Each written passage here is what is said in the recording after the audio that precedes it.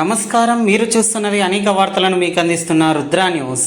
తెలంగాణ స్వయం పాలన ఆకాంక్షలకు ఊపిరిలూదిన సాయుధ పోరాటకాలకు తొలి అమరుడు దొడ్డి కొమరయ్య త్యాగం చిరస్మరణీయమని, దొడ్డి కొమరయ్య అమరత్వం అందించిన చైతన్య స్ఫూర్తి మలిదశ తెలంగాణ ఉద్యమంలోనూ కొనసాగిందని చెప్పవచ్చు.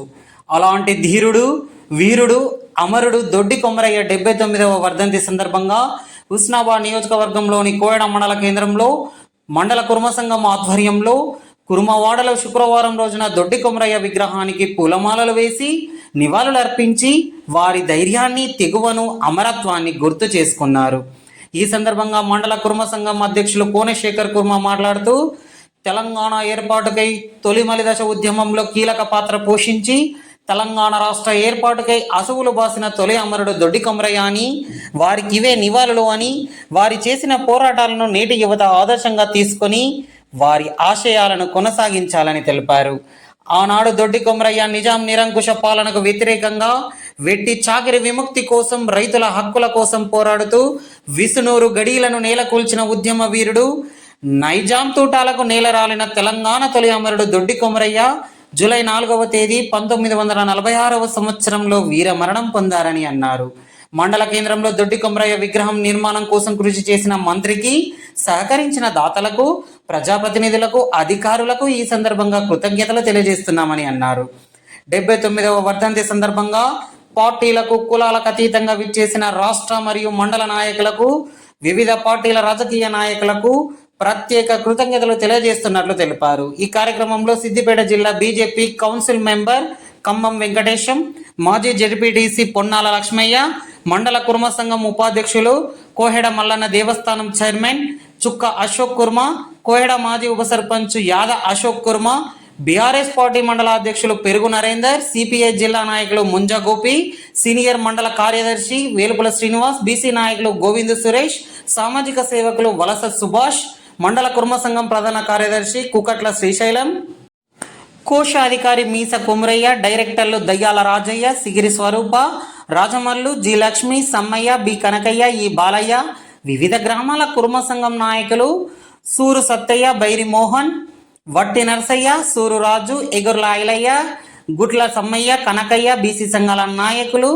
గ్రామస్తులు తదితరులు పాల్గొన్నారు.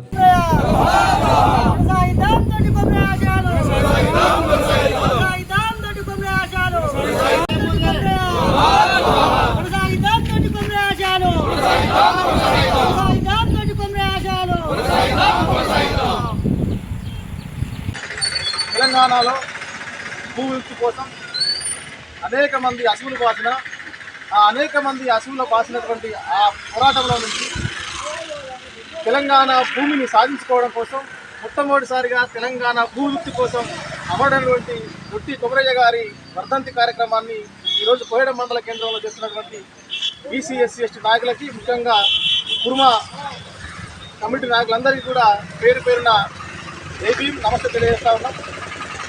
వాస్తవంగా తెలంగాణలో ఎవరైతే అట్టడు కులాల వాళ్ళు ఉన్నారో ఆ అట్టడు కులాల వారి చరిత్రని, పోరాటాన్ని, ఆ వీరయోధుల వీరగాథల్ని ఇప్పటిదాకా మనం ఎక్కడ కూడా స్మరించినటువంటి ఆ పరిస్థితులు లేవు. ఇంతకాలం మనం మాట్లాడుతున్నది ఏమంటే పలానా రెడ్డి గారు, పలానా దొరగారు మాత్రమే ఈ మొత్తం తెలంగాణ భూభాగాన్ని అంతా విముక్తి చేశారని మాట్లాడుతాము.